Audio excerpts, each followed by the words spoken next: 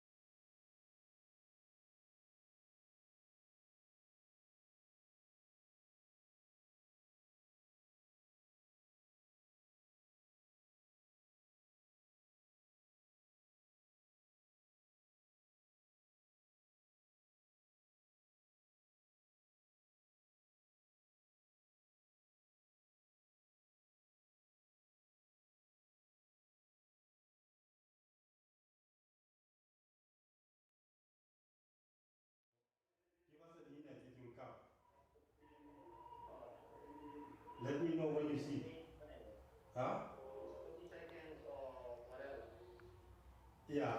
30 seconds. One will tell us.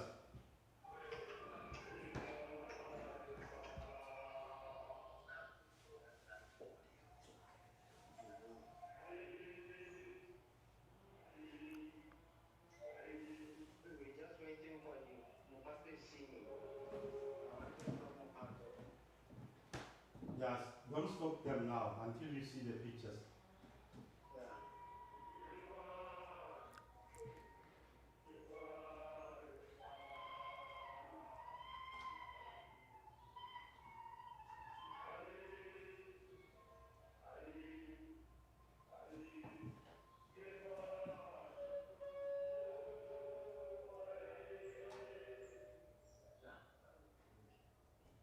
Yeah, no, we see you. Okay, you see Posipolo now? Yeah. Okay, he will be talking in 2 minutes. So Ne? follow to start. Okay, I'm just holding, don't drop the phone. Posipolo is already free. Now let us again the one.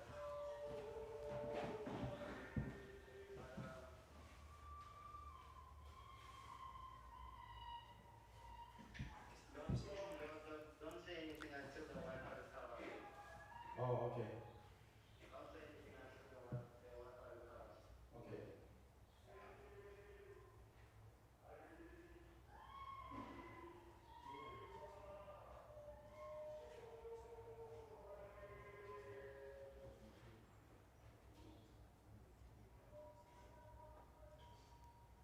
Yeah, the Wi-Fi is recovered.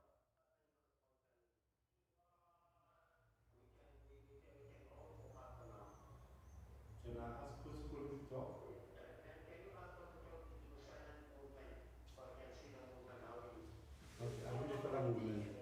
okay. I can see he blinks. Yeah, Just move the stick. okay. Let me move the stick. Ik laat ze iets gaan gaan. Oké, stiekje. Oh, the Wi-Fi went back again. It's bad.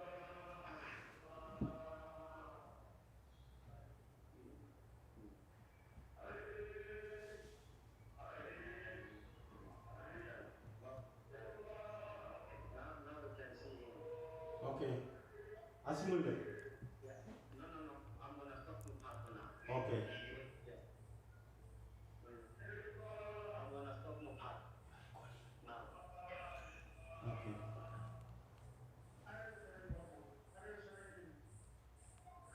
Now go. Yeah. Start clicking. Okay. Thank you.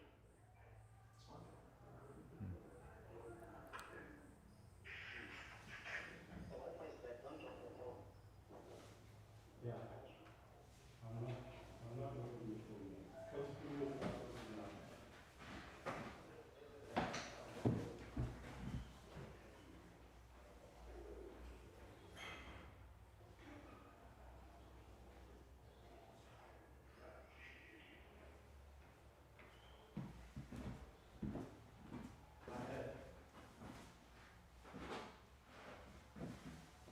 So we can start. Okay. Sharp.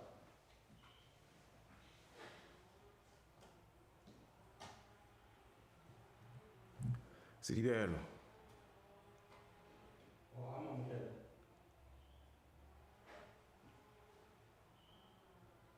Okay.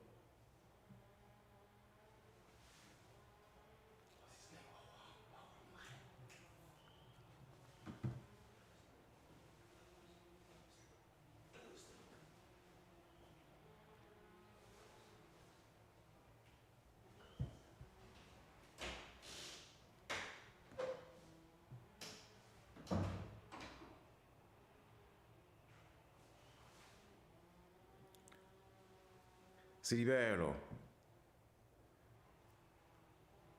Bakata bethu.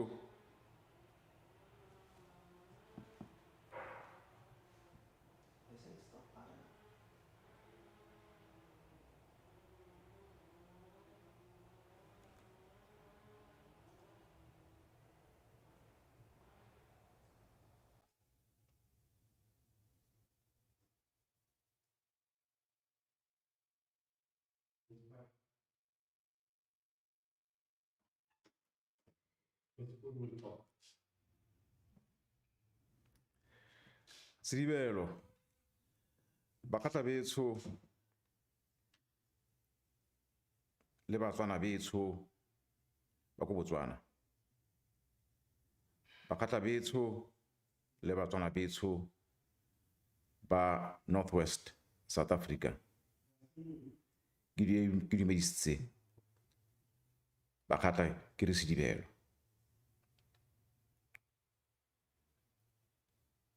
Ka tjeko ke tlo lefa dipego le dikitsiso le dikgakollo tse di tswalang ngwaga wa 2024. Mme ka gore morafe wa rona o mo Botswana le mo Afrika Borwa, ke tla ifa dipego ke di kgaogantse ke simolola ka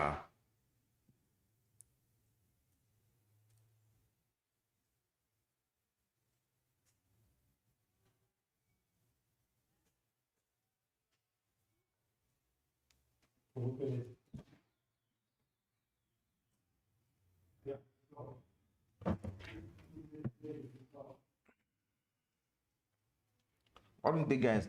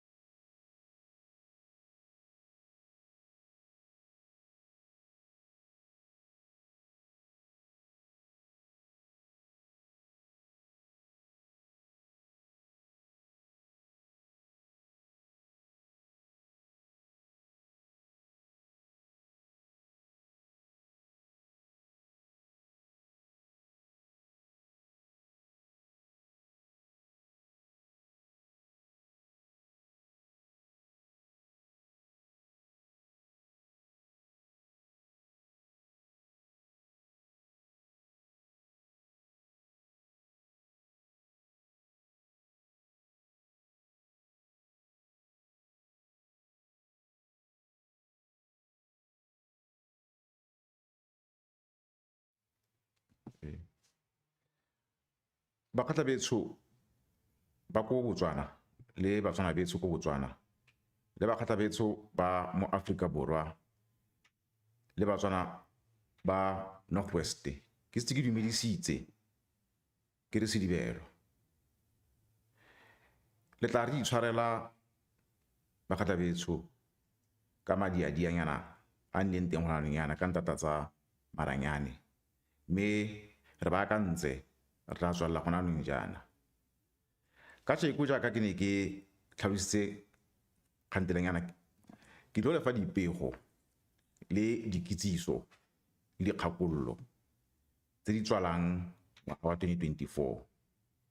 e le jaaka re re dira ngwaga mongwe le mongwe gore go segolo tshwanetse ra bua le morafe ya ka gore morafe wa rona o ka gale kaga o ko Botswana le mo Afrika Borwa ke tla simola pele ke bua le bakgatla ba ko puta dikobo le Batswana ka kakaretso ko Botswana nte ke simolle ka go riana Batswana beso ke re pelo a ka e tletse boitumelo jo botona pelo a ka tletse boitumelo jo botona mme ke na le malebo go lona lotlhe bakgatla le Batswana ba go Botswana malebo a tswang ko teng a pelo ya me ko teng a diphatsa di ko teng tsa pelo ya me ke a leboga Batswana go bolintshitse donkraga mo pusong ka tlhopho tse re tswang mo go tsone ke itumetse ka gore le re tlhogagalitse tiro e tona e rona dikgosi tse di na le kelotlhoko ya ko Botswana a tswang teng ko Botswana a yang teng e ne re itlamile gore re tla netefatsa gore dilo di boela ko mannong a tsone jaaka ne di ntse pele ga 1966 kana go tsena nako e telele re ntse re sokola mme se le se dirileng ka tlhopho re tswang mo go yone ke se sentle fela thata Batswana betso ne re sa solofela ne re solofetse gore so se tla diragala ka ngwaga wa 2029 mme ka go bo se diragetse ka weekend ya di 31 October 1 2 3 November so ke so sentle thata ha gona weekend epe mo botshelong ba masala ke nna kgosi e ngilang ka ja monate go itsa weekend yone eo ya di 1 2 3 November 2024 yaano go bolirile yalo bakgatla le Batswana go dirile motlotlo re le Batswana ba re banyatsega go kgabo ngolo ga o tsamayang teng mo Afrika Borwa gore Batswana ba re banyatsega mme gompieno ha o le Motswana o le mo Afrika Borwa o tsamaya o tshwetse tlhogo o tlotliwa ha gona ope mo Afrika Borwa o sa le itseng ha gona ope mo lehatsheng yo sa le itseng mme batho botlhe kwa ke le natehe etse sose ba le tlotla ke re ke a leboga bakgatla ke a leboga Batswana ke a leboga lona boeteledipele ba UDC le batlhophi ba UDC ke a leboga baeteledipele ba BCP le batlhophi ba BCP ke leboga Batswana botlhe go ba tlhophile ka ba tlhophile so se bokgabo se tsa phetogo tse dintsi phetogo ya ntlha e ke batlang gore ke isupe ke gore go tla kgona ga gore anong ke etele gae pele ga nako e ne ke e beile ga re bua lobo ngwaga ona ka May a di 11 ke ne ke le ke tlatla gae ka ngwaga wa 2030 mme ana go tla kgona gara gore kgosi kgafela a etele gae ga a boele gae o etela gae ka lebaka la gore le gae le ko Botswana le mo Afrika Borwa go se go kgafela bobedi ke citizen ya Botswana le citizen ya South Africa. Ya ke tlo etela gae ke be ke gona gore ke tsene ke tswe ka Botswana ka go rata game ya ka Motswana mo ngwa kgona gore a tsene a tswe pele ga mo go ne go sa kgonagale ka mathata ne ke na le one le mmuso wa Domgraga mata ile gore Motswana mo le mongwe wa itse ya ke tla kgona gore ke etela gae Bokgabo mme maikaelelo ke gore ke tle gae ka di 21 tsa ga May 2024 ke yona tsatsi le ke le beileng gore ka tsatsi leo ke tlabe ke gata ko lekgotleng la bakgatla moshudi e be ke thatogela go ntsweng ke ya ko mabitleng a batsedi ba me ke go ba lekola e be ke tsena ka lapa la me le tsana ke le tlogetse ka ngwaga wa 2012 ya no date ya 21 tsa ga May Bokgabo ke date e leng gore e thailwe ke badimo hanga ka taka tsatsi le pe gape go ntla ga di 21 tsa ga May lebaka e le gore ke dile ka lefatshe go to ke a bolawa ka di 21 tsa ga May 2012 ke diretse ngwaga tse 12 ke le go ntla ga lefatshe mme ngwaga o tlang ka di 21 tsa ga May 2025 ke tlabe ke goroga ja ke supile ge ke bua le lona ka May one ngwaga o ke tlo goroga ke tanne pere entle entsho mme tlabe ke patilwe ke bongwanake le bangwe ba batlang gore ba re pate go ka tshwara 12 kgotsa 15 ba batho ba re patile go gata stubele ko mokgalwaneng e be re tsamaya le tsela fela tsamaya tsa mabedi e be re lala gaufi le mollwane wa Sikwane ka di 20 e be re makuku ka di 21 e be re tshela mollwane re tsana ka Botswana e be re go ga go moshudi go lekgotleng mme ke ne ke eletsa gore Bokgabo le ithulaganyeng go amogela kgosi golo le re dikomiti tse di tlo rulaganyetsang kgorogo ya kgosi golo kgafela go Botswana ka di 21 tsa May 2025 komiti tsa teng di kgaoganye ka ditiro go nne le komiti e phuthang dipitse komiti e leng gore tla batla dipere tse e leng gore di maleba go ka gorosa kgosi go le ko Botswana e go nna le gore ha re tshela molwana go Sikwane re eletsa go patiwa go felegetswa ke go se ke go amogelwa ke bapagami bangwe ba dipitse ba ka tshwara 100 bangwe le bakgatla le ba seng bakgatla e le Batswana hela o nang le pere a batla go tla go ja monate go gorosa kgosi o ka natla go amogela go Sikwane ya ntse ke leo bomme basadi bana ba le beile kgakala ya no la tumetse gaufi ka ntata ya bontle jo bo dirilweng ke Batswana ka tlhopheretso mo go yone ya no ke leo letsatsi ke le beile me Bokgabo gore go nne yalo go botlhokwa gore puso e mpšha ire melao go sante ke re molao hela o mongwe ga se molao o thata go ka o dira go netefatsa gore ga wa goroge go sena matshosetsi ape kgotsa dipeelo dipe tse e leng gore di ka motshwenya mmuso o mošwa wa Botswana o sentse gore o phase molao o ire molao wa teng o tlhama fela o re yona re le puso e mpšha re tlotla bogosi ba kgosi kgafela wa bobedi ke kgosi kgolo e seng kgosi kgolo ya bakgatla ba kgafela kgosi kgolo o e leng gore ka sekgwa go no gote paramount chief mme ra itse gore ka diphetogo tse di diragetseng morago ga sekolone paramount chief ke king go ntse mo Afrika Borwa go ntse go Botswana go ntse go ngwe le gongwe yana ga ra tshwana gore tlhebe ke ditlhong gore molao o dirwe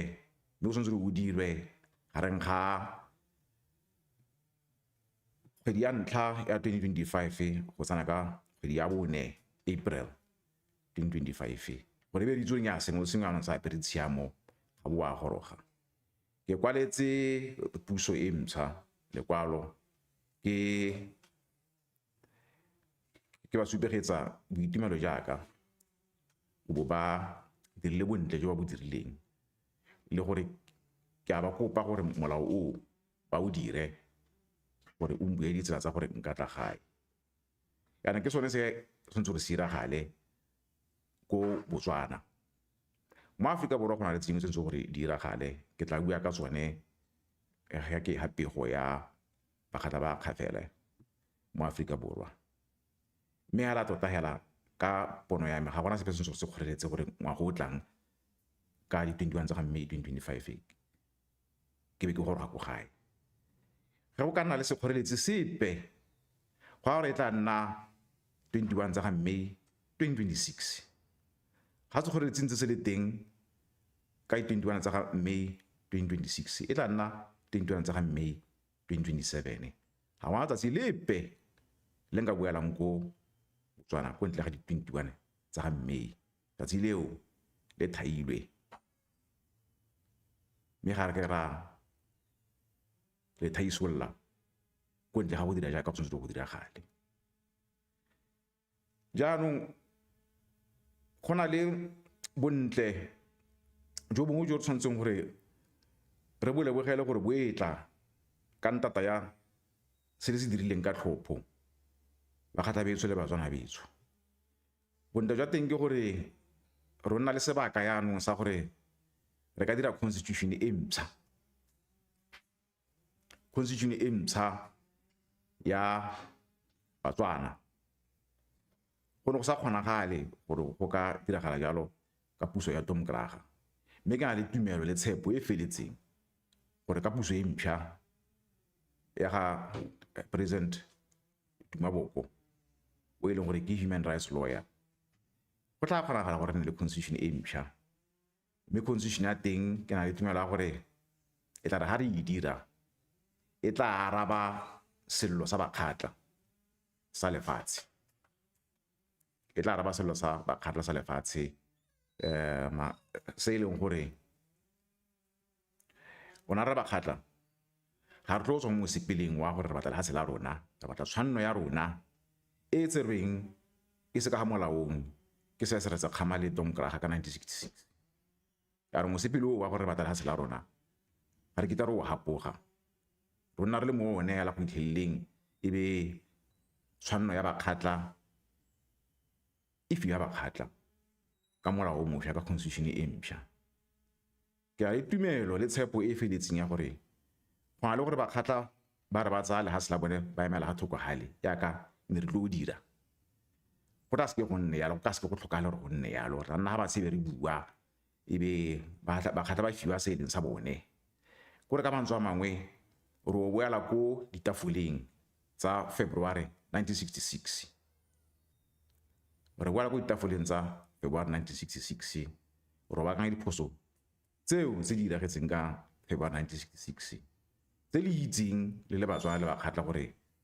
ge ke tla lelekwa ka lefatshe ka 2012 ne ke lelekwa e le gore ke bua ka yone phoso e tshwanetse gore e ba ka nngwe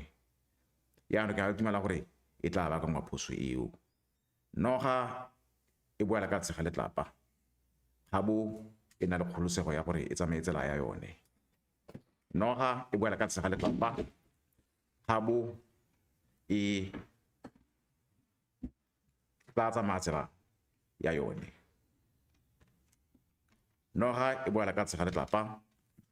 ga bo e tla tsamaya tsela ya yone noga e boela ka tshega letlapa ga bo e tsamaye tsela ya yone Motswana wa ntlhabanya gore ke bua jang ga ke rialo se sengwe ke gore ra itse gore Botswana jaaka ntse go na le kgwetlho ya economy Tom Kraga tlhatlhamolotse Botswana le Motswana le Setswana sotlhe Tom Kraga e tlhatlhamolotse economy ya lefatshe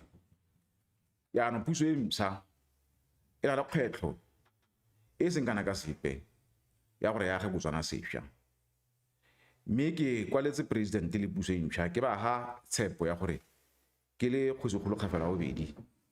le morafe wa etsho re tla nna le seabe go thusa go netefatsa gore re aga tšhaba e ntšha, re aga economy e ntšha. Se se monate se nka se le tshepisang Bakgatla ke gore nna re le Bakgatla tota nte kere se se monate se nka se le tshepisang le Batswana botlhe e se Bakgatla fela ke gore rona re le Bakgatla ba kgafela ko Botswana le mo Afrika Borwa re humile bokgabo, re humile ka kwano, re humile ka koo. Yaanong bana ba motho ba kgaogana tlhogo gantsi, bana ba motho ba kgaogana tlhogo gantsi, yo nkutlwang wa nkutlwa ga go tlhoke gore ke lolololo ka go tlhalosa gore ke raya yang. Se nka supang yana ke gore re se re le kgakala ka go simolola kgwebo ya masama. Kgwebo ya masama e na le investora o motona, mme e na le bokgoni ba gore e thuse balemirui, e thuse Botswana ka kakaretso go tsholetsa economy ya Botswana.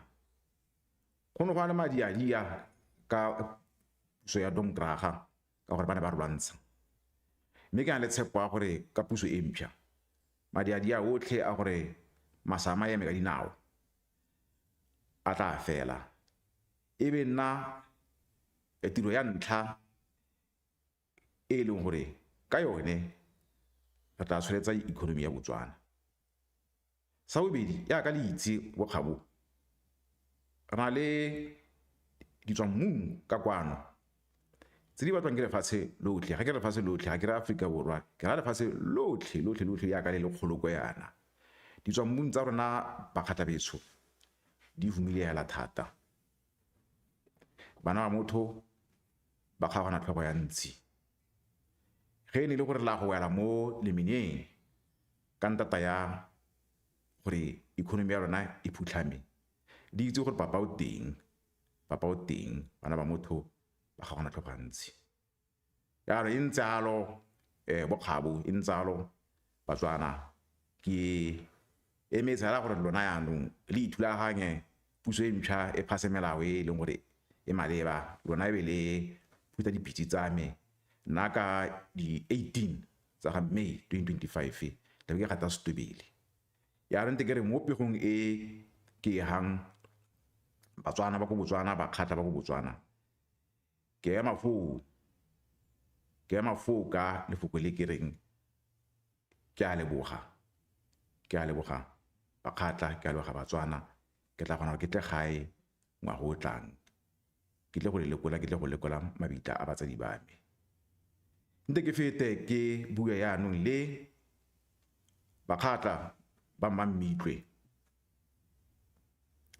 Mmammitlwe le metse e le mo tikologong. Lona bokgabo ke ntse ke na le lona ngwaga tse 12, ge se le 2012 ke tla ka kwano ke ntse ke na le lona, mme re la ga dipego ngwaga mongwe le mongwe tsa gore tsamaya kae ka eng. Mme ka tšeko ka lebaka la gore go na le batho ba bantsi ba e leng gore gongwe ba bašwa mo dikgang tsa Bakgatla, go molemo gore pego e ke tlo e rolang ka tšeko ke tseye mafoko go morago go re tswang teng, gore yo o reeditseng ga a le mošwa mo dikgang tsa sekgatla a kgona gore a tlhaloganye gore go dua kae, go engwe ga kae, ebile go iwa kae. Yaanong ke tse dikgang go ya ko morago ke le gakoleng ditso history ke re lebaka la gore Bakgatla ba le ka kwano le ka kwa le kwadilwe mo dibukeng tsa ditso, le kwadilwe mo di-judgmenteng tse dintsi tsa Mafikeng High Court tsa Constitutional Court ya South Africa le mo di-commission report ke gore ka ngwaga wa 1869 1870 Kgosi Kgamanyane o ne a rwala morafe wa Bakgatla go tswa ko Mammitlwe a o isa ko Bokone ka nako ya teng e ne e le Bechuanaland e laolwa ke Makgowa. O ne a rwala morafe ka mabaka a kgokgontsho ya ga Paul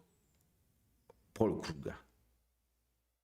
mme a tsaya morafe a tsaya malapa a kgosing go fudusa bogosi jwa Bakgatla go bo isa ko Phutadikobo ka lebaka la gore ga na se dira jalo Paul o na tlo fetsa bogosi jwa Bakgatla jaaka na tswalla fetsa bogosi jwa merafe e mengwe. Yaanong ga e sa le Kgamanyane a goroga ko Moshudi thulaganyo ya Sekgatla e ntse e tlhamaletse ya gore kgosi e kgolo ya Bakgatla o ko Moshudi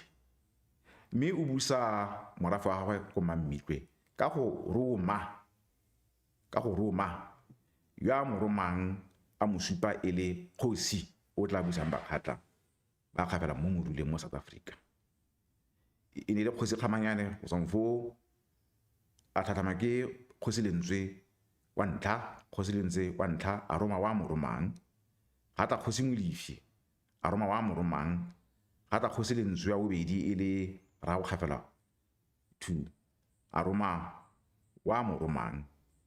yo Bakgatla ba itseng e ne e le Repilane ga tla Kgosi Kgafela wa bobedi ka 208. Yaanong ke se ga rona ke ngwao ya rona ke molao wa rona wa Sekgatla traditional law ya gore kgosi e kgolo mošate ke Moshudi morongwa ke Moruleng mme go na le wa mo romang le gone ko Moshudi go ntse go ntsalo go a go ileng morafe wa Bakgatla ke morafe o le mongwe ga o kgangwe ke mollwane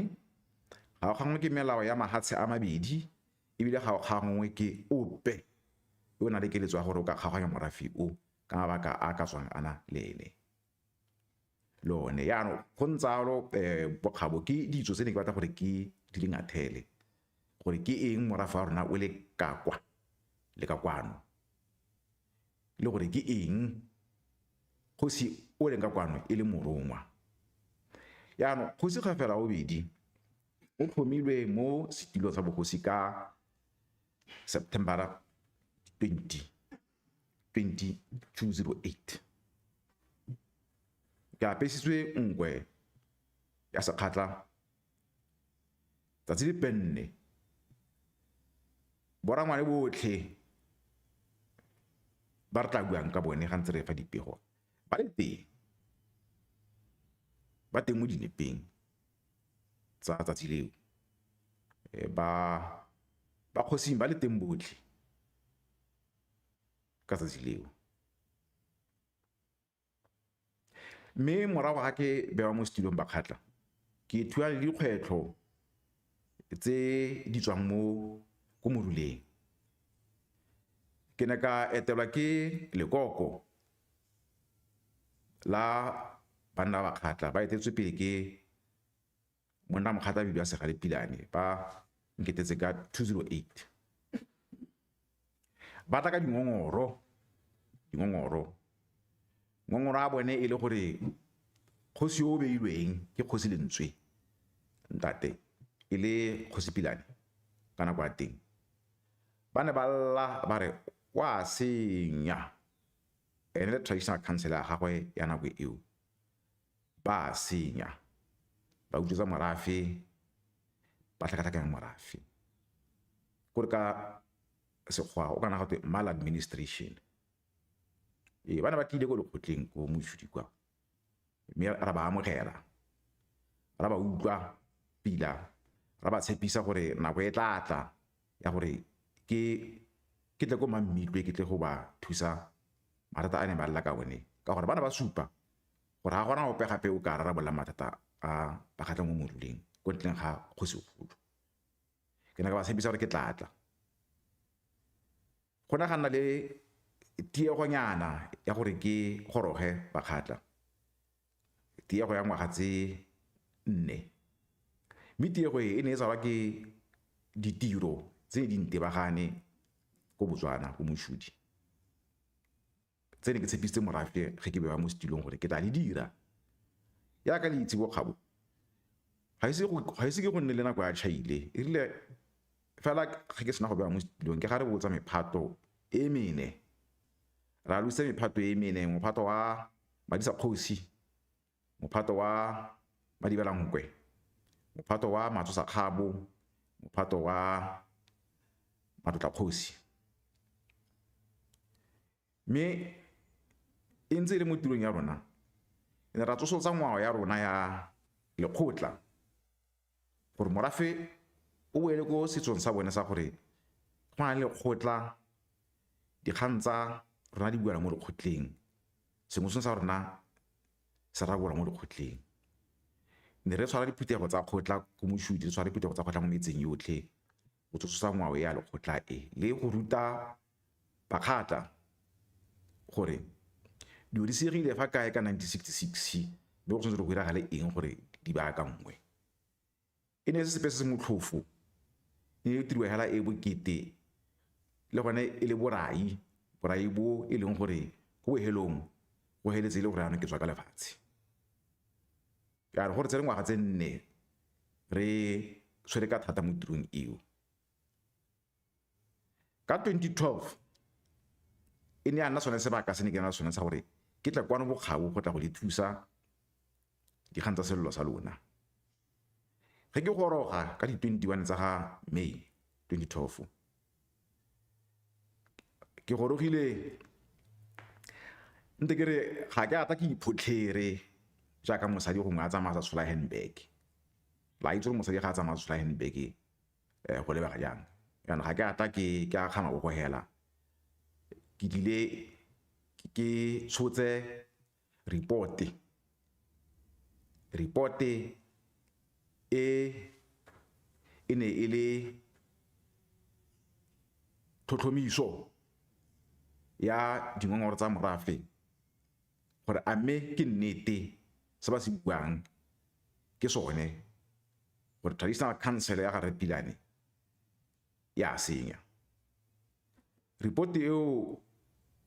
e rilwe ke di-forensic auditors ba bidiwang BDO Spencer ba kgatla ba itse report eo ka BDO e bidiwa BDO ka kwano report ya BDO Spencer ba kgatla ke yone e ne a netefatsa gore mafokwana a buiwa ke Resega Lepilane le bane ba tlile go ngorega ke nnete go traditional council ya Repilane ya senya ba utswa video report ba kgatla betso kana kwa yone e ne e bua ka dimilione gore go sengwa tšhelete e seng kana ka sepe mme ga e balwa ke dikgetse tsa dimilione tsela pedi re o tsaya efe modimo a raga botlhale ba gore re nna ga batshe re bue re banna ba kgosing ne re le mo diofising gone kwa ko moduleng kwa e le nna a Budile Koba re nya Lapilane le mogolowe ra botshelo le Kobedi le bangwe bana ba le teng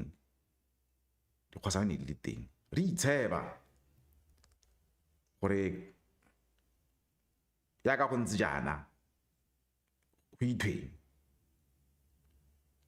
mme ra dumalana gore re ikgabetse kwa nteng ga go sotla morafe mme go ikgabetsa ga teng tumelano teng e be nna gore Repilane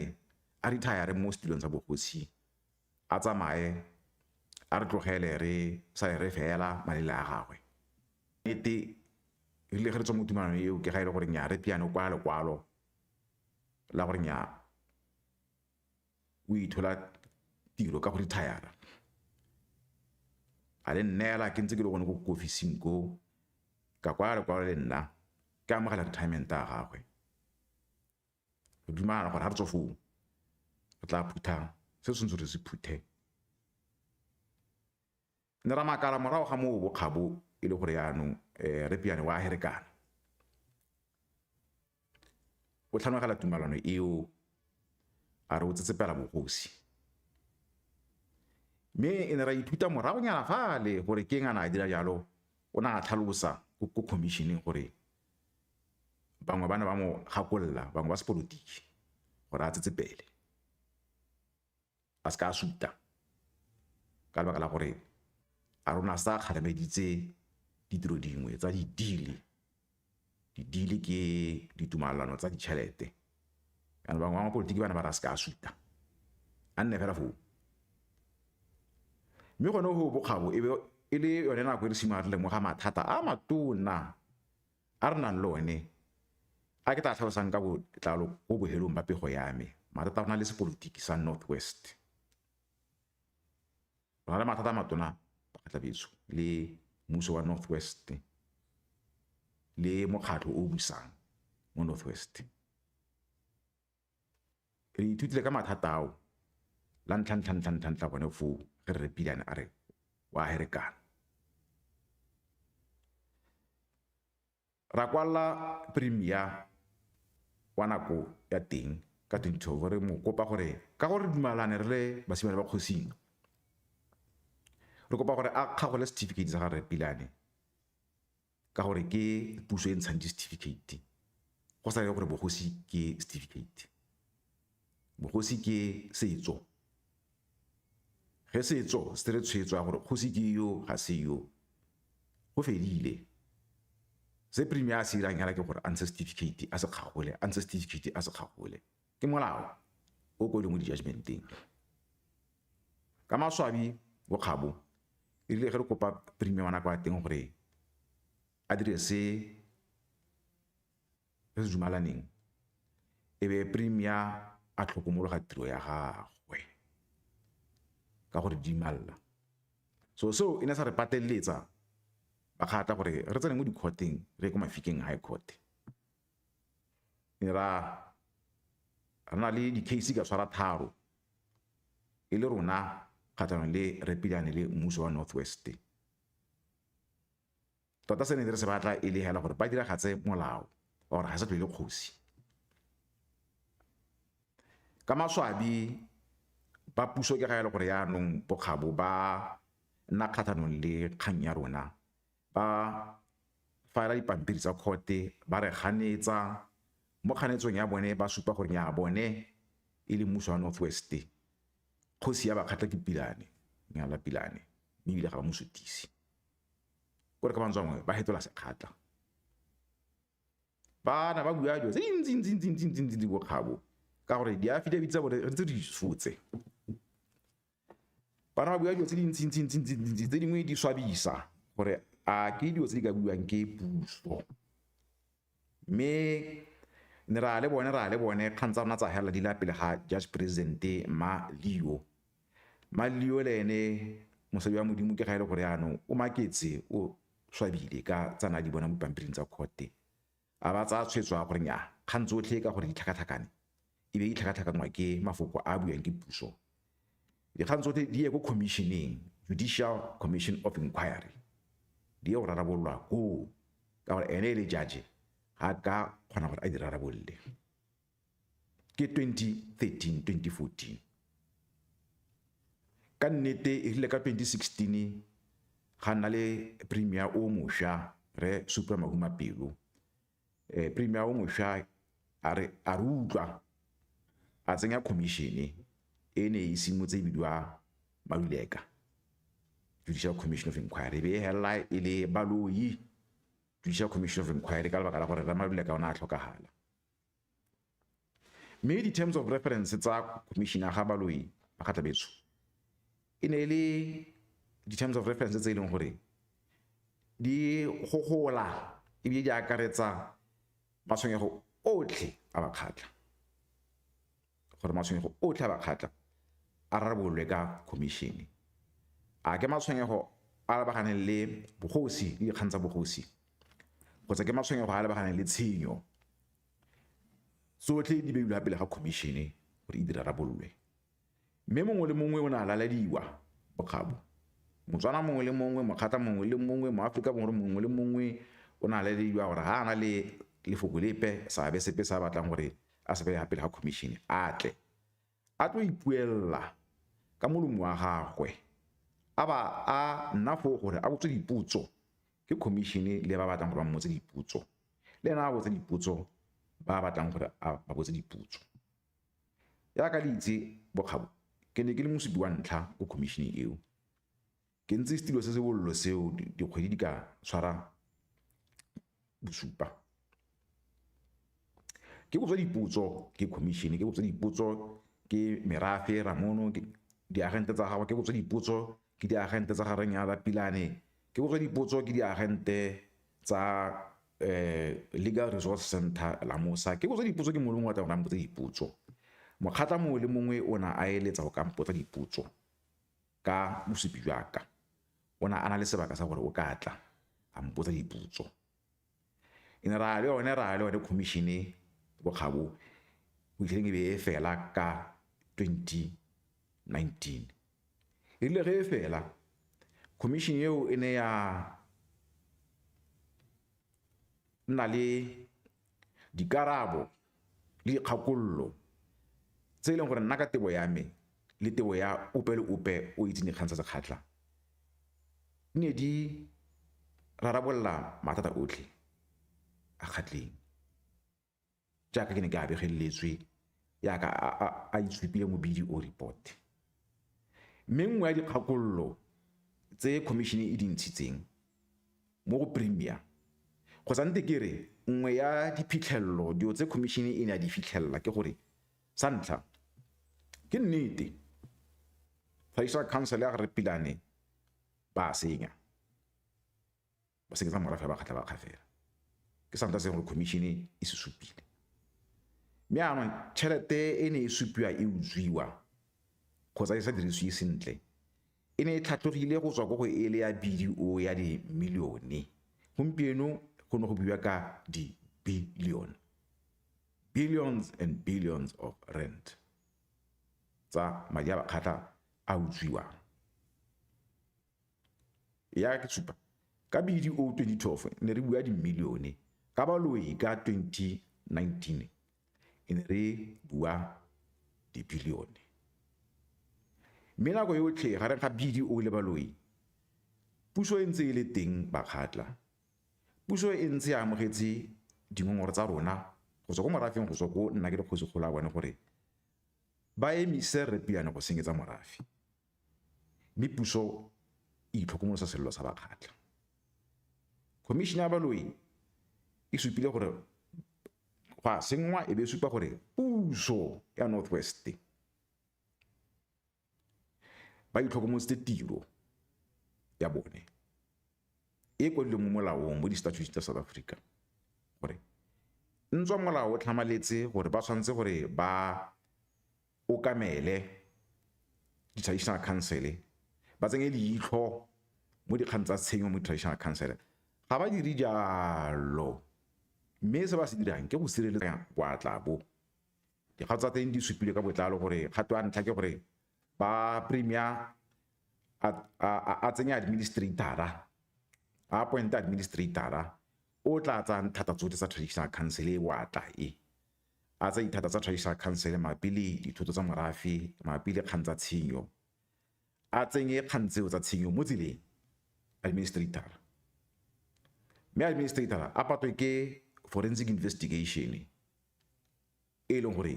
e tla tsenelela ko teng go heta fa khomišene e heletseng teng go tlhomisa gore sentle gato madi a bakgatla a kae, dibilione tse tota gate di a kae, di tswa kae di a kae, gore go nne le forensic. Ke kgakololo ya bobedi. Kgakololo ya boraro e be khomišene e re Premier a kwalle Repilane nyana la Pilane a ba kwala le re Kagiso Pilane a ba kwala lekwalo a ba re a re ba tswe gotlhe ile ba kgwelete mo dikomponeng tsa bakgatla le sepe le sepe se e leng sa bakgatla ba kgafela se se tsamayang ka leina la bakgatla ba kgafela ba ikamolle bone ka bone ba ikamolle mo tsone ba imise go tobekanya le sekgara dilo tsa sekgatla mme re premier o na le teng ne le re Job Mokgoro Professor Job Mokgoro go ne go supagala gore ke premier o e leng gore o batla go diragatsa molao o itshupile le premier o batlang go diragatsa molao Professor Job Mokgoro na kwala makwalo ao palwe ke a bone nna Professor Job Mokgoro o na a tsenya administrator Professor Job Mokgoro o na a tsenya forensic investigation administrator o tsene ka 2020 forensic e tsene ka 2021 go se go e gope bakgatabetso ke ge re lemoga gore tota bothata bo ke ne re le bone le puso bo a magoletsa gone go ebe re bona administrator e le gore yana oho mme ga a hibi mo tirong ya bo premier go tsana premier o mosha mabaka na ntshiwa ene mabaka a mokgatlo o busang mme rona ene re itse e bile le puo e buiwang mo diphaposing gore Professor Job Mokgoro o kobetse gore o tsere yona kgato e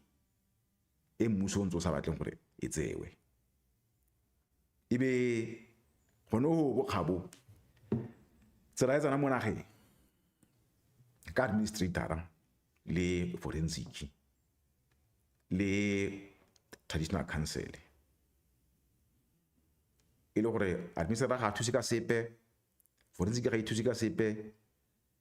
re ngongora gore administrator o ka re gana mosola mo rona reporting o lengwe ya entshang ke gore ga ke kgonese go tshile monna modimo re tshia a kubiwa e le gore yaanong kontraka ya gagwe ga e mphefatswe forensic yone e sala e kubiwa morago ga ngwaga ke ga e le gore kontraka ya bone ile ga e wela e be gore nya ga e mphefatswe gore ba se ka ba fetsa tiro ya bone e ke ara ngongora gore forensic e boele go itlheng e be re itlhoboga administrator le ene o kgona ga nna yalo go itlheleng ngwaga o bokgabo ka April ke ga kontraka ya ga administrator e fela e le ge fela ke ga puso ya Northwest ba supa gore ga ba tlo e mpšhafatsa gotlhelele a tsamaye a kwale report ya gagwe e tswalang tiro ya gagwe report ya ga administrator e tswalang tiro e bidiwa closing report e teng re kopile premier gore a e re fe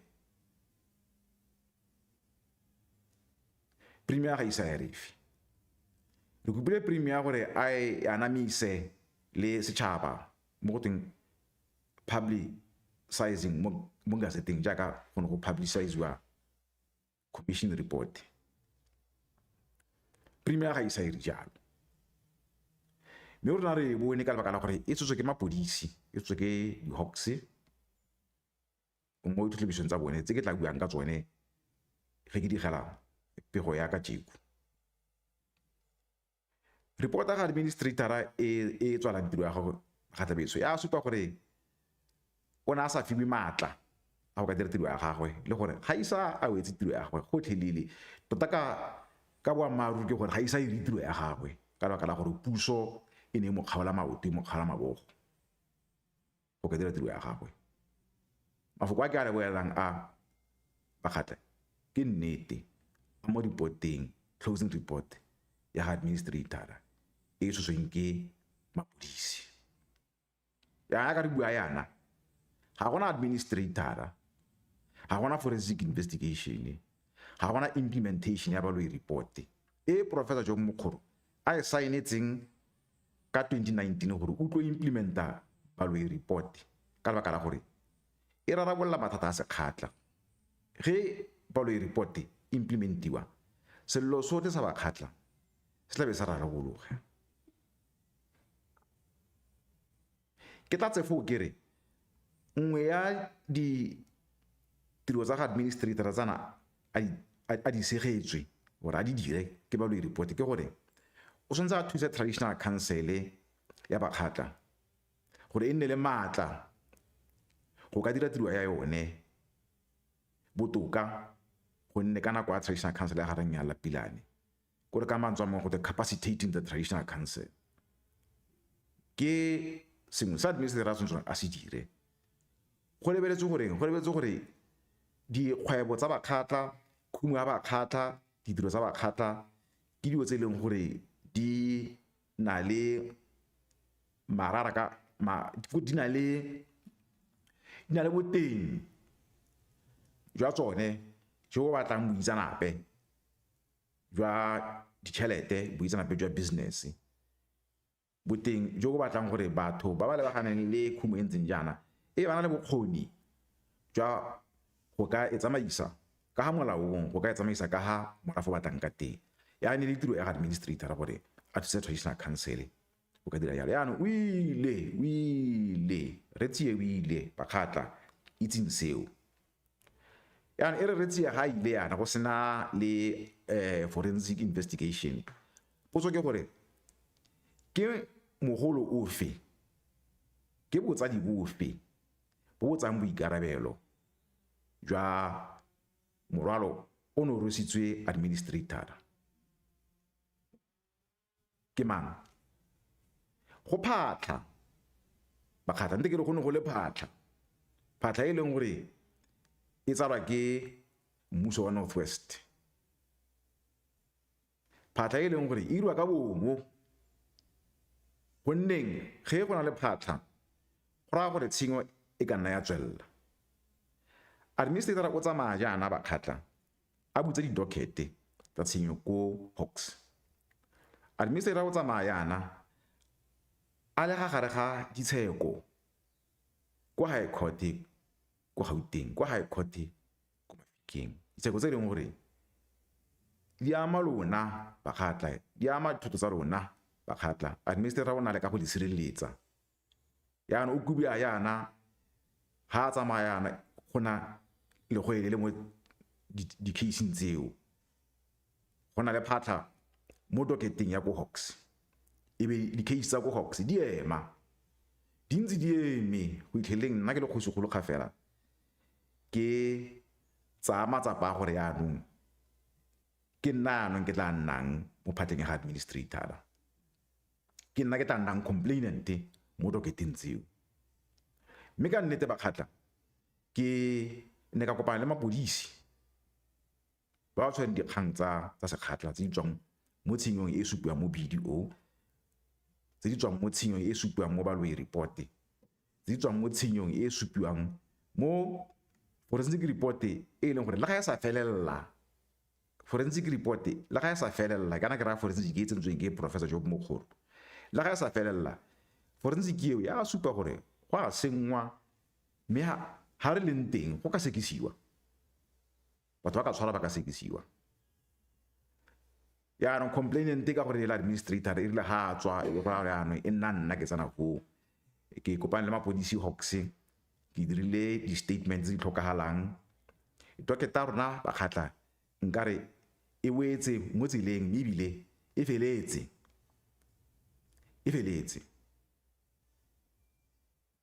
bego e ke hilwe mo bošweng ke ba sepodisi ke gore ba ka nna ba tshwara ba tshwanetse gore ba tshwarwe nako nngwe le nngwe mme ke tlabe ke le mosupi wa ntlha e le complainant bangwe ba tlatla ba e leng gore ke baitsanape yaanong re fo bokgabo ka dikgang tsa tshenyo dikgang tse di nkgwetlileng gore ke tshele molwane ka 21 tsa ga May 2012 ke tla ka kwano ke tshose reporta ya BDO dikgang tsotlhe tse di tswang ko BDO report tse di tswang ko Baloyi Commission report tse di tswang ko di-forensic tso tsotlhe yaanong re di phuthile re di beile gape le ga ba molao gore yaanong ba tshware di-case di simolole a na le lawyera o e leng gore dilo tse o di setse morago ka tlhoafalo go netefatsa gore case tse di a enroliwa mo court-eng Bakgatla ditsheko di a tsena ya nna fa ke leng teng bokgabo nka le netefatsa gore tiro ya ka e ke ne ke itletse mo South Africa mabile dikgang tsa tshenyo ke dirile ka botlalo go goroga re leng teng se setseng fela ke gore ba molao law enforcement ba dire tiro ya bone mme ke na le tshepo e feletseng gore National Prosecution Authority ya Northwest le Hawks ba tsebe dimitsu jaaka tsebe tsa tholo go ka dira tiro e banna ba tshepisa gore ba batla go fetola Northwest gore Northwest e tswe mo lesweng la go itsewe e le province ya bogodu botlatlapi le tsotlhe tse di maswe tsa pelo e ntsho corruption yotlhe Northwest e hetoge e nne le yo e leng gore yaanong batho ba ka ikgantsha ka lone banna ba bua yalo re lebile re tla ke dipitsi re bone mebala yaanong mo kgang tsa tshenyo re eme fo bokgabo se ka se tshepisang ke gore ngwago o tlang sepi di alla nte ke tswe mo go tsa tshenyo ke tsene mo dikgang tsa bogosi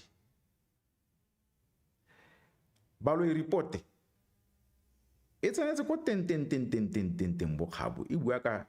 bogosi jwa Bakgatla le ngwao ya sekgatla mabile bogosi ya ka ditse ile ra commission go na le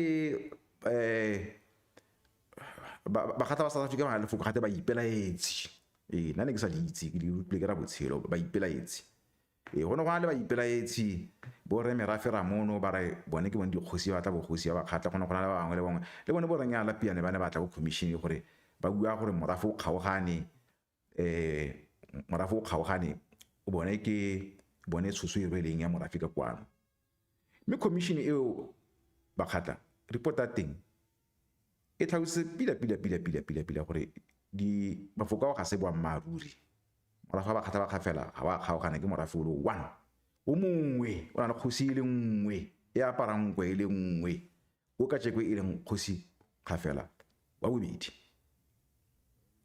ke report ya Baloyi ya rialo yaanong ope o tsamaya bua dilo ko ntle ga report eo a re morafe o kgaogane go na le royal family ya South Africa royal family ya go Botswana ha o nnete o bua dilo tse leng gore ga di mo reporteng report ya rialo sa bobedi ga se report hela Bakgatla go na le di-judgment ke tla ga se ke ka judgment ya Mafikeng High Court e re bitsang 582 e ne ile reng ya lapiana se ka le bo Moswi Mpule David Phetho le ba bangwe mme judgment o ya Mafikeng High Court e kwelwe ke Judge President wa gompieno Judge President Hendricks judgment ya gagwe e tlhalosa sekgatla ka botlalo Bakgatla betso gore kgosi ke mang go kgosi kgolo go royal family e le nngwe ke royal family ya ga kgosi kgafela wa bobedi kgosi kgafela wa bobedi wa thomolla kgosi o leng teng mo South Africa ke judgment ya Mafikeng High Court mme ga se yone hela gona judgment ya Constitutional Court mapile Khosana re Mutipilane wa ko Motlhabe ne e se ne Khosana kana kwa teng a se ka le reng ya Lapilane Constitutional Court e supela sentle gore go na le kgosi kgolo a Bakgatla o busa ka kwa le ka kwana ke na tlhomang ke na tlhomollang kgosi ya dio se dingwe di judgmenting mme se se molemo Bakgatla ke gore Baloyi report ka bo yone e na le sebaka sa gore e seka seke di judgment tsotlhitse mme mo tsekatsekong ya tsone Baloyi report e be supa gore ya amogela molao o kwa mo judgmenting tseo ra nna le judgment mo gape ngwagola judgment ya ga re piane le gore o seka le premier gore premier ga go tse certificate sa gagwe gona ga tswa judgment ko Mafikeng High Court ngogola judgment eo le yone e ne le sebaka sa gore e seka seke judgment tsotlhe tse di fitileng go simolola ka judgment ya ga handler judge handler a tlhola kgang ya go se didimane le go se lentswe ka 1996 go tsana ka yone 582 le tse dingwe judgment eo ya ngogola a Mafikeng High Court ya supa gore court ya amogela molao o kwadilweng mo judgmenteng tsotlhetse ya re molao wa teng o tlhamaletse bokgabo molao wa bogosi ja bakgatla o tlhamaletse hala o ntse jang ga gona ope o ka o fetola tse di buang ko ntle di bua ko ntle ke ba batlang gore ba ikgatle ebile ba aketse ba ba sa itseng mme ga ba batla go itse nnete sentle ya gore molao wa sekgatla mabapi le bogosi wa reng o lebelele judgment tseo o lebelele ba lo e reporte o bo ithiba ditsebe go saretse ditontlokwane dipe yaanong ka molao o bokgabo go segolo kgafela e le nna ke nna hela mo lefatsheng lotlhe ya ka le lekgolokwe o nka tlhomang kgosi mo South Africa be ke mo tlhomolla ke mo tlhoma ke tlhomolla moana o kone hela o ka tlhomang kgosi o tlhomolla kgosi le ka kwa me seo ga le kitla le se fetola yaanong ha re leng teng ka tjeko re ne le mosepele mo dikgang tsa bogosi mosepele wa gore re nyala piane wa tlhomollwa ebe re tlhoma a butile koba mo bogosing e rile re nyala piane Steve sa kgagolwa ka 2020 molao o tlama gore re be o mongwe fo wana mautshwere mo teng acting kgosi mme ne ra baya acting kgosi ele o le moitseng le kgosi Ramono piane lentswe nna re moitsele a butile koba ke tlile le ene go tswa go Botswana a mpatile ke motho ele gore ke tsetse le ene ga e sa le ke nna dingwaga le 10 o tsamaile matsomo tsoma ditau mmogo le kgosi lentswe re tsoma diphoro tsotlhe le ntate re se le ene go selo ba me botlhe ke a buti tota a butile koba ne ke mo ratile thata go selo botlhe baka mme ka gore na tlile nna mo South Africa ebile o na ana le nna mo commission ya baloi ile ena so se di file tsotlhe ile ena rulaganyang sengwe le sengwe e re bona go le maleba gore re mo tlhome fo ile kgosi yana mautshwere acting kgosi ka 2020 o thiba phatle ya nyala ya mo Africa borwa motho ga le acting in na 6 months khwetse tse thataro ya ne 6 months ga fela e be ile gore yanong re kwala premier le kwalo re mo kopa gore a mo he 6 months o mongwe hela jalo go itlheleng ka ngwaga wa 2022 o fela tshwarelo ne rana le kore acting yone ile ga ntse e tsweletse be rena le kgakollo e ne e tswa ko ene e tswa teng go bangwe ba puso ba ileng gore bone ga ba maswe mo rona ke ga ba gakolla gore go na le bothata jwa gore acting ya ga Kgosi Ramono e ka nna re ga maja teng ga fela ebe bangwe ba sa re rateng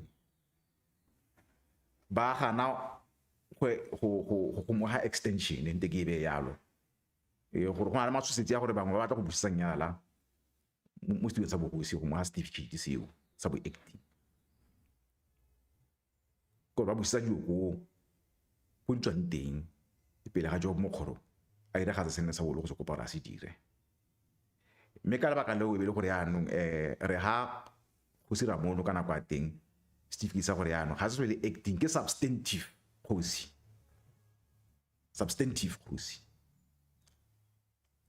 mme ka nnete ka mo signa le kwalo ga go premier gore premier ke ne kopa gore acting eo ya ga Kgosi Ramono e hele yanong mo certificate sa bo permanent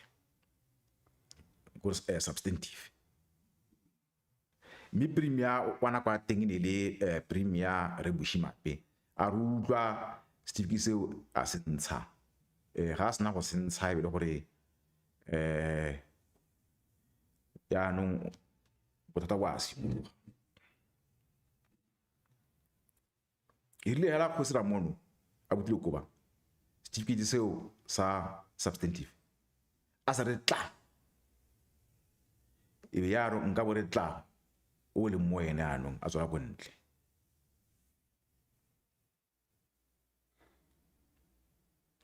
ha ise go diege e be re setse re nna le bothata la Abuti Lekoba bothata bo re gogileng ka bone ngwaga o tlhoa 2023 mme le ngwaga 2024 ha o simolla ka February ke be ke tlamega gore anong ka gore ke boikarabelo jwa me e bile ba lo reporte popa metsi gore so ke boikarabelo jwa me ke le Kgosi Gafela gore ha kgosi o ke mo tlhomileng a tswa mo tseleng ke mo discipline se ka itlhokomosa tiro jaaka badirela puso ba dira ke mo discipline ke mo tsaya dikgato tsa molao mme ke ne ka ira yalo bokgabo ke ne ka ira tiro ya ka botlalo ke ira motho mo ke mo ratang tota motho ke go dileng lene mme ke sa bolo go mo kopa gore se mpateletse Abuti Lekoba gore ke tse kgato ntseng jana ke ne ka tsaya kgata gore ke mo suspende mo bogosing ka February wa ngwaga wa 2024 ena re ka sa mo suspenda a tswella ka tiro tsa go di maswe go itheleng ka September ke mo ha di charge tse di re tsenya mo seemong sa gore yaanong molao tsa phekelo ya one o tsa kgato ya one nra mo ha disciplinary charge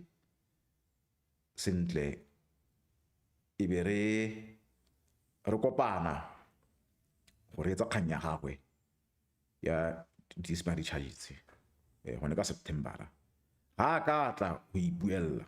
mme e ne re le teng rotlhe bana ba kgosing ba ne ba le teng le kgoro a kgosing ka kwano ba ne ba le teng go tla gore utlwisa mafoko le mophato a mangana no le teng le masoso ka gore Abuti Lekoba ke lengana ne re le teng go Kingdom Resort ka go Bapalesang City re seka ditšhate tsa gagwe mme a palwa ke go tla a sa hema baka e be tshwetso e tsewa ya gore ra mmelesa go bogosing ke ne ka tsa tshwetso bokgabo gore kgosi o tlhomilweng ke nna wa ntlha o le na tlhomilweng ke ntate yo tlhomilweng ke nna ke ne ka tsa tshwetso ya gore ke a mmelesa mo bogosing ka maswabi ke nnete bokgabo gore ke swabile so se ntshwabise fela thata ke nnete gore lapa la bogosi re swabile mme maswabi mangwe le mangwe ga ba ka ngwa moswabo wa tsamaya se botlhokwa gore re ba akanye ya re swabile mme ra ba akanye re swabiswe ke gore motho ne re sala ene ebile ke tswa go botswana le ene nako yotlhe o irile hela ka nyalala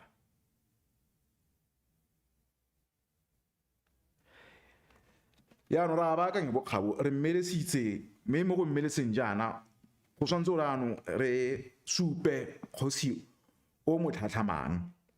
kgosi o mošwa o e tannang ene kgosi ya lona ba kgatla ba kgapela mo South Africa go go pele ke morola mo lona nte ke tlhaoseng seng ka molao wa Afrika Borwa go sina ka constitution le statute national provincial statute se laolang bogosi le nkutlweng pila molao wa Afrika Borwa o laolang bogosi wa re bogosi jwa morafe bolaolwa ebile bo tsamaisiwa ka setso customary law, traditional law ke yone e laolang bogosi. Certificate sa ga premier ke go netatsa hela gore nyana re le puso re utlwile gore setso sa re kgosi ke yo ya re ntsha certificate se tla morawa ga setso e seng certificate pele ga setso. Mme bo premier botlhe so se ba se tlhaloganya. Ramangope ka nako ga kgosi Tidimane le kgosi Lentswe ga balwa o ile di affidavit Ramangope ka nako ya teng o na tlhalosa se a re bone le puso sa bone ya ke go utlwa gore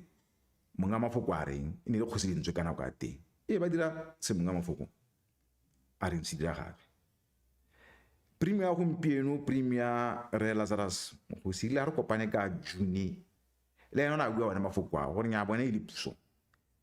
ba utlwa monga mafoko hela ha monga mafoko a re kgosi ke yo ba dira gatsa se monga mafoko a reng se dira gale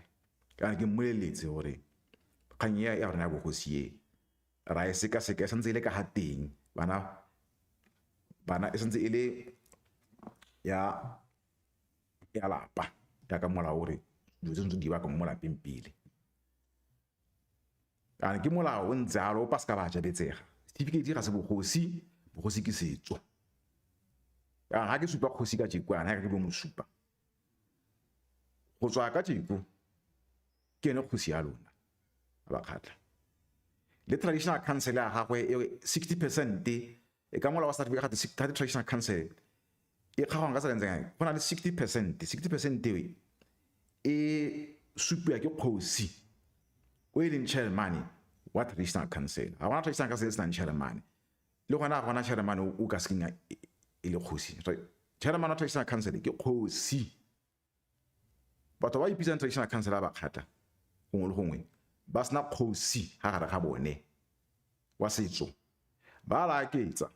gona traditional council e pe ka molaong e ka nnang teng go sna kgosi gareng ga bone le chairman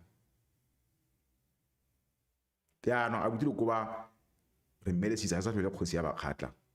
khatla e mpsa ke ngwana ke Matshego Kgabela ke ne kgosi ya lo Matshego Kgabela re lapisitswe ke go ba borangwane ba khatla me ba khatla le bone ba lapisitswe ke borangwane ba re swabisa Tidimane o re swabisitse nya la re swabisa a butile go ba re swabisa ya nako e hitogile ana ya gore re tswe mo thulageng eo ya borangwane ya nang ke le ha ngwana ke gore a le buse ga go eng kopile ke motho o mosha o dingwa ga ka tshwara 23 o heditse go university mo UCT ke engineer me ke motho o botlhale ke mathematician o tshwarang 100% mo mmetseng o phalile ona a tsana go le bone ba khatabetse go le bone me madu a gagwe a matric ha ke dumele gore ngwana o ba mo khatla o na tsana le Matshego Northwest yotlhe o nne le madu a etang ga Matshego o itsupile go sekweleng gore ke moeteledipele tota yo batlang go nna moeteledipele ha godimo ga Matshego a supe madu a go go sekweleng gore o phala Matshego ene ke motho o maitseo ene ke motho o botlhale philosopher mathematician a gentleman ya ke ene kgosi ya lona ke a mosupa o sima ka tsheko ke ene kgosi re kwaletse premier re Lazarus Mokgosi re mo kopa gore a khagole certificate sa a butile go ba antse certificate se sha sa bogosi se supang gore kgosi ya ba khatla ke Matshego mme a ba a publisher traditional council ya ga Matshego e leng gore ke batla gore ke ba le maina a bone le ba itse gore go simolola ka tjeko le na le traditional council ya 60% e tlhopheng ke kgosi. 40% ke ditlhopho tsa morafe tse di laolwang ke IEC tse di tlong go di tla dirwa ngwa go tlang ka February. Yaanong rona re feditse re ba kgatla ka 60%, mme 60% ke batla gore ke lebalele maina a bone mpeng se ba ka ba kgatla.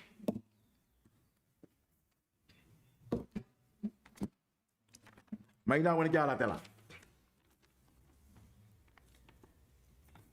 Wa ntlha ke e le chairman ke Matshego Kgafela o tswa ko Kgosing ko Rakgamanyana. Wa bobedi ke Lesele Matshego o tswa ko Kgosing ko sebetsong sa Matshego. Wa boraro ke Samuel Matshego o tswa ko sebetsong sa Kgosing sa Matshego. Wa boraro ke Daniel Molefe o tswa ko Kgosing ko sebetsong sa Ramolefe. Wa boraro ke Ralisu Molefe o tswa ko Kgosing ko sebetsong sa Ramolefe. Yo go latela Josephine Pheto Dikgala o tswa ko Kgosing ko sebetsong sa Borapheto. Yo go Dithipe Pheto o tswa ko Kgosing ko sebetsong sa Borapheto. E be gore Alpheus ga bona Kgosi Pheto. Alpheus ga bona Kgosi Pheto o tswa ko Kgosing ko sebetsong sa Borapheto. E be gore dikgosana yaanong dikgosana tsa teng ke Lebogang William Maname ke kgosana ko Sanfontein. E be gore Masoka Sello ke kgosana ya ko Kraalhoek. E be gore Kagiso Harold Moloto ke kgosana ko motseng wa Verbaga. E be gore Rapula Daniel Raphase ke kgosana ko Legogole. E be gore Pampiri Alfred Madiseng ke kgosana ko Monono. E be gore Thomas Ratseleng Sehume ke kgosana ko Sefikeng. E be gore Simon Motswakhumo ke kgosana ko Matamelu. Be gore Moselesele Pilare ke kgosana ko Ramasedi. E be gore Kgosi Solomon Cecil Phiri ke kgosana ko Lakral. E be gore Sefora Kobedi ke kgosana ko Mapaputle. E be gore David Sabelo Ngele ke kgosana ko Magong. E be gore Pheto Sumakwe ke kgosana ko Mokgalwaneng. E be gore Lawrence Dikgang Tlase ke kgosana ko Mopiana. E be gore Kgosi Itsile Pilane ke kgosana ko Motlhabe. Ke ene wene ke bua ka ene ke re Nnuti. Yaanong traditional council rona Bokgabo e feletse ke bala yana mo lekwalong le re le kwaletseng Premier ka di 16 September 2024. Chairman ya rona ke Matshego. Yaanong mo dikgang tsa bogosi Bakgatabeso tse e le dikgang tse ne ke di tletse ka kwano ka 2012 ya ka supile ke tletse kgang tse pedi tse ne kgang tsa tshenyo le kgang tsa bogosi. Tsa tshenyo ke supile gore ke feletse fa kae ke ile tiro ya me. Kgang tsa bogosi le tsone Bakgata ke a netefatsa gore ke ile tiro ya me. Ke baakantse kgang ya bogosi ka go le tsenyetsa kgosi o ka tshepegalang yaanong go di isa ko pele le traditional council ya gagwe. Fa re leng teng ya la gompieno ke gore Premier re Mogosi a sa ene fela e be go fedile. E be traditional council e mtsha e ke e badileng e ke yone yaanong Bakgata e tlo tsang boikarabelo jwa sengwe le sengwe sa se kgatla go pele. Traditional council e ke e badileng e ke yone e tlo tsang boikarabelo jwa sengwe le sengwe sa se kgatla go pele. Mme boikarabelo jo e botsa gona anong yana ya ka ke isupa ka gore bogosi le traditional council ya ka setso e seng certificate di data morago. sa rona hela le bakgatla le batswana ke gore le ne le kgotla premier le motseng le go nyala gore a ire tiro ya gagwe ke gona ge sentse le se dira ke batla gore ke wetse pego e ya dikgang dipedi ya bohelo mo tsone ya ka dipedi yana ke ya go supa hela gore mo go tse dingwe tsa dikgwebo re rileng se sentle se le tla se bonang nako ga ntse e tsamaya yana ke tla e bela ko bofelong ntse ke heta ka engwe ke e leng gore ya tshwenya tota ya ke supile ga di simola bakgatla re na le bothata jo bo hetang Mamitlwe ra bothata le puso ya Northwest mokgatlo o busang mo Northwest mme o ka re mathata bo tswa go le Thuli House go bore o ka re potoga go le gongwe re bakgatla mme re humile bokgabo mme re potoga go le gongwe hela yana baagisane ba rona ba Fokeng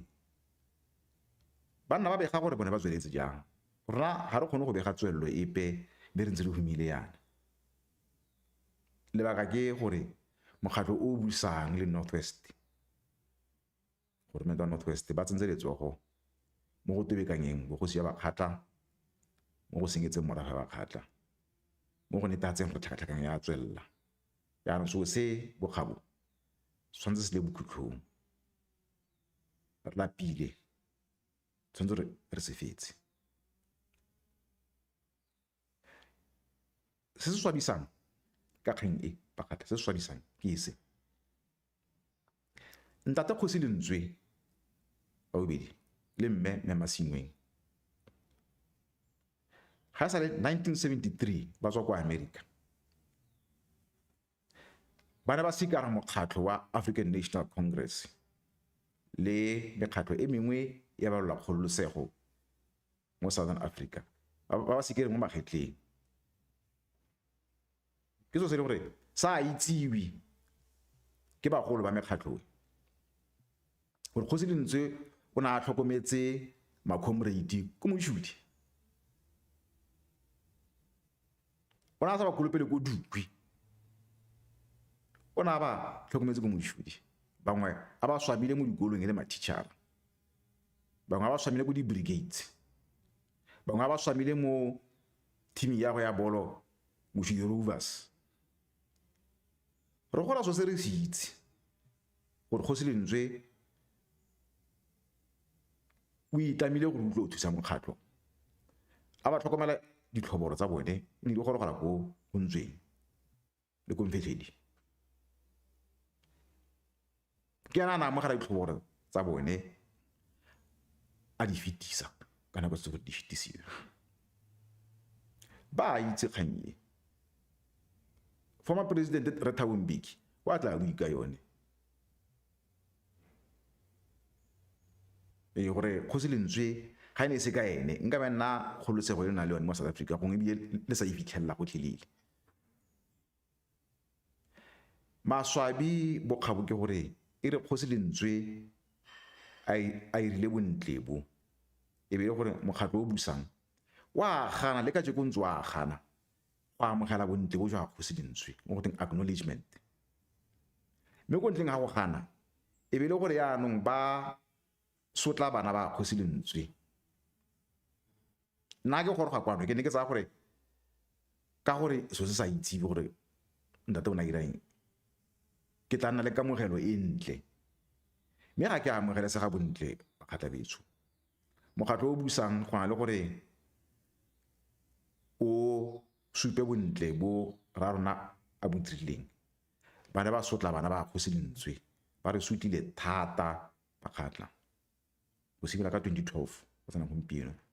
ba re sotla ka go tsaya bogosi ba bana ba Kgosi Lentswe ba bonela nyalala ba re sotla ka go tsaya dithoto tsa morafe wa bakgatla ba kgafela ba di neela nyalala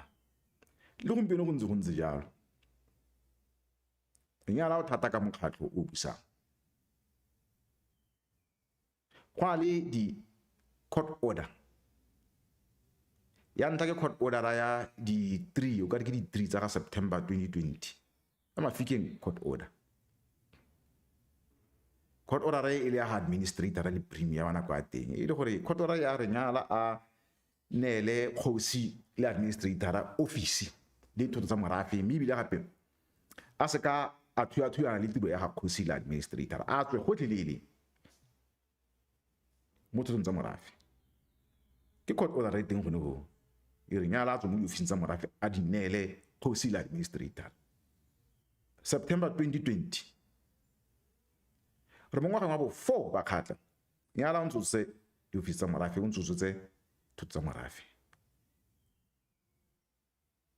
ka thata ya mokgatlo o busang ba gana go enforce court order ratsi be gona le court order e nngwe e dile ka 2023 November e ntse e le administrator re tshia court order teng ya re go se ka gana le ope yo tshwana diphuthego a re ke Bakgata Traditional Authority o pass ka ipitsa Bakgata Traditional Authority se Traditional Authority me di judgment tse pedi tse Bakgatla di a gata kwa ka maoto ke bone bo renyala piane ka thata ya mokgatlo le mmuso wa Northwest ba di gata ka maoto jaaka motho a ka dua borotho ka maoto kana tlhatso dikubo ka maoto so sa swabisa bibile se rutsa botlhoko tlhoko teng ga dipelo tsa Bakgatla di teng di judgment di gone ho ga di enforciwe se se re swabisitseng nko go etsa molomo kgotsa nka nna ka re se se swabisitseng nko go etsa karolo tse dingwe tsa mmele ke gore ka di 20 tsa ga April one ngwagao ene ra bona mokgatlo o busang o tsana mo stadium sa rona o tshwara rally ya sepolotiki o sa rerisa administrator o sa rerisa bemba stadium ile Bakgatla ile rona mme ile ha re kgalema ke ga ra kgala le bogo la lenyatso ba dirisa stadium sa rona kontleng ga molao wa South Africa ntse o tlhamaletse o re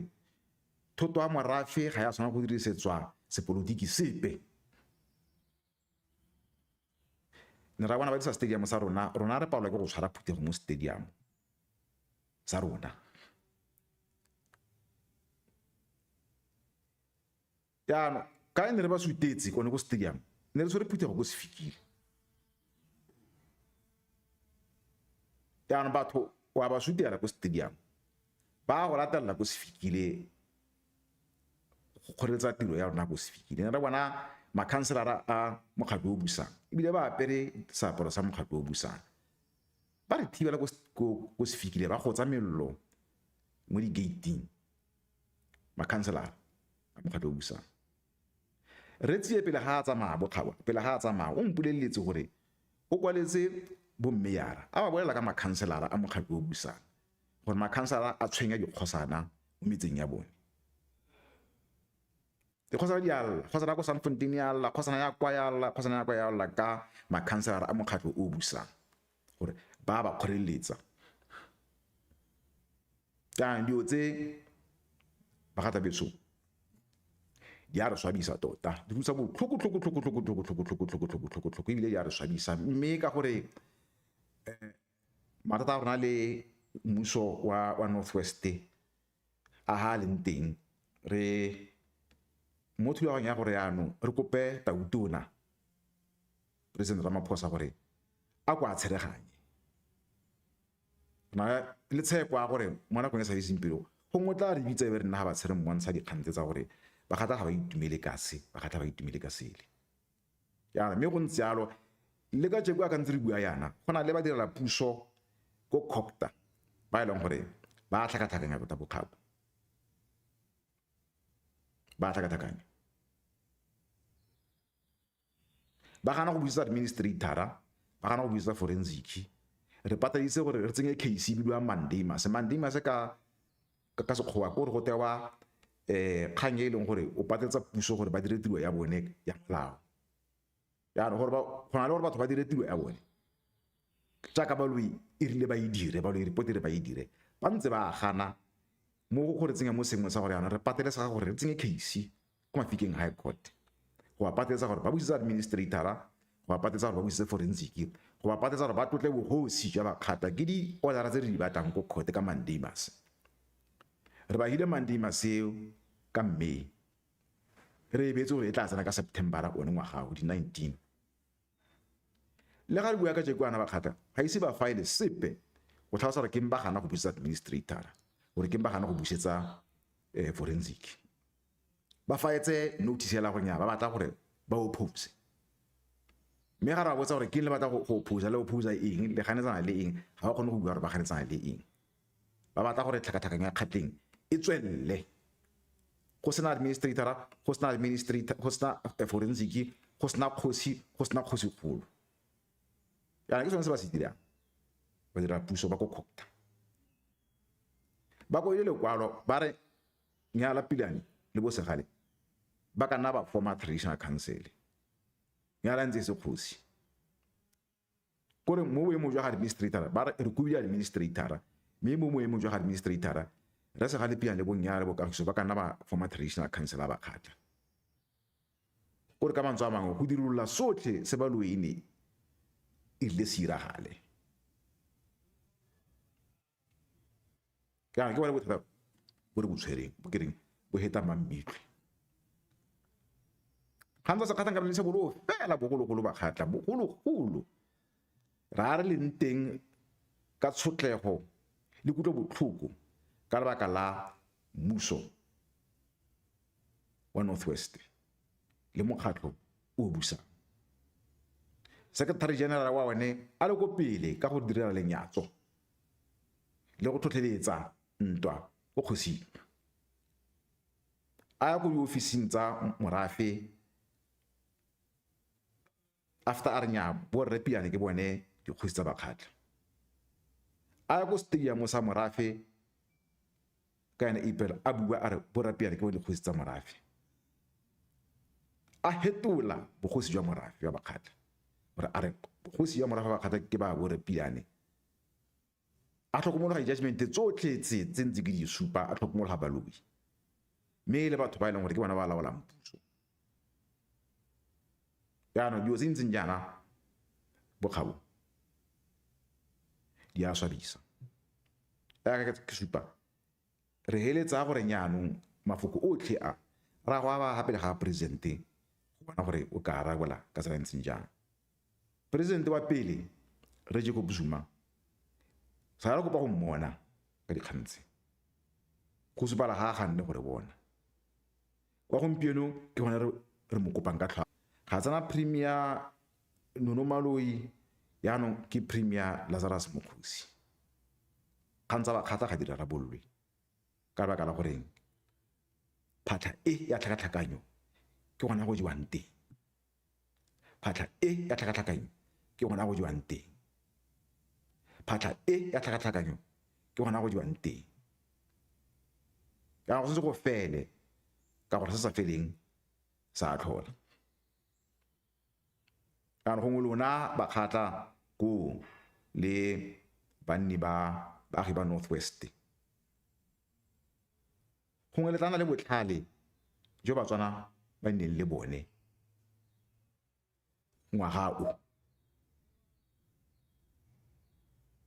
gongwe ka go ireng yalo ke gone selo sa bakgatla se tla felang ya nna fa ke leng teng bakgatla beso ke irile tiro yaka go mo lona yaanong gore yaanong lira ya lona nte ke fetseng ka go supa gore le ge re ntse re na le mathata a re nang le one ga se re eme go gongwe re ntse ra le ka gore se re ka se tshwarang ka diatla e le sa rona bakgatla re se tlhabolle e nne kgwebo e leng gore e ka letsetsa di tsa lona ya re ke tlhaoseng ka tsela ntse jana gongwe yona e anamela ga tselotlhe letseno la lona le gongwe le gongwe go a letseno le tswang ko tourism ko di-lodging ga letseno le tswang go di-mining segolobogolo di-mine tse pedi go na le mine o bidiwa Sianda le o mongwe o bidiwa PPM gongwe le gongwe fa madi a ba kgatla pumegang teng a tsewa ke Ranyala Pilane le Kagiso Pilane le CPA gongwe le gongwe fa madi a lona a le lebaneng le morafe a tswang teng a tsewa ke borapilane le CPA ya so se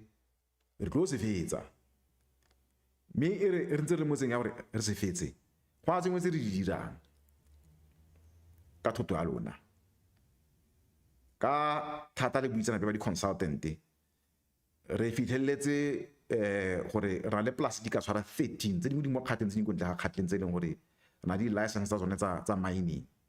mining chrome platinum le tse dingwe mme re mo mosepeleng gore re batla di-investora gore anong di tsene mo dipolaseng tseo re simolola go mine di 13 mme di ntse di tla oketsega re sena di-investora di ka tshwara di le pedi tse dingwe santse di tlatla tourism ya Northwest re mo mosepeleng wa gore tourism yotlhe ya Northwest bogolo mo lehatsheng la bakgatla re e laole mme re na le ditumalano kgotsa ntse ke sa ka re ditumalano di heletse re na le tirisanyo mo go e ka nna ya re gape lenyana ga le be nna tumalano e feletseng le ba maleba ke ba la le ministera wa tourism re se re kopane nae ma Patricia Dilele re mmitsa Antipet re kopane nae le le bantsi le bone dinepe tsa ke na le ene mme re bua gore e le puso e tlhakanetsweng ya gompieno re ka bereka yang re e le puso le bakgatla ka tourism go netefatsa gore khumo ya bakgatla e boela bakgatla botlhe le Afrika Borwa botlhe go nna monate mo lephateng la tourism kana ke mining ke tourism tse dingwe santse di tla phuthuloga mme tla re ngwaga ga ntse o tsweletse dipego tse di maleba di tswa mo go ba ba nang le buitsana ba go ka di bega di tla tswa le di amogela se nka se buegana ke gore nya re tsweletse ga se gore re ntse ka marago yala ka sello ya ke di supile bakgatla ba humile ga gona morafe ope mo lefatsheng la Afrika Borwa go se ntekere Southern Africa o humile go itsa bakgatla se se tene ya gore bakgatla ba fitlhelele khumo ya bone ka lebaka la mmuso mokgatlo o busang le mmuso wa Northwest le batho ba utsetsang bakgatla ya se sa feleng sa tlhola sengwe se tlo tla bokhutlong mme dio tsotlhe di tla bokhutlong ka ona ngwaga o re mone o le ngwaga wa 2025 ke a le tshepisa bakgatla gore ngwaga o tlang batho ba ntse ba re senyetsa ba tlo tshwarwa ke a le tshepisa bakgatla gore ngwaga o tlang ba bolai ba ga Jomo Kerumeng ba tlo tshwarwa ke a le tshepisa bakgatla gore sello sa lona ga ngwaga tse dintsi sla fela ka gore papa o teng o tla phimola keledi se dibelo